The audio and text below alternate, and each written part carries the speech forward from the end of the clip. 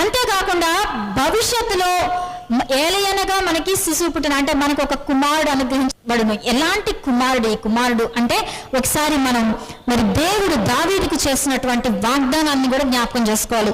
2వ సమూయేలు మరి 7వ అధ్యాయం 11 నుంచి 26 వచనాల్లో చదివితే నేను క్లుప్తంగా చెప్పేస్తాను. మరి ఇక్కడ దేవుడు చేసిన వాగ్దానం ఏముంటుందంటే, ఒకటేంటంటే నీ సింహాసనము నిత్య స్థిరముగా ఉండును అంటాడు. నీ సింహాసనం స్థిరంగా ఉంటుంది నిత్యం.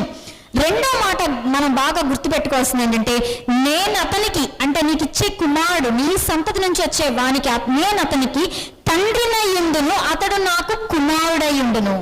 కాబట్టి ఇతడు దావీదు యొక్క శారీరకంగా అతని వంశం నుంచి వచ్చిన కుమారుడు కాదు. ఇతను ఎవరంటే, ఈ కుమారుడికి ఎవరు తండ్రి అంటే దేవుడు తండ్రి అయి ఉంటాడంట, దేవునికి అతను కుమారుడై ఉంటాడంట. కాబట్టి దావీదు కాలంలోనే దేవుడు ఆ వాగ్దానాన్ని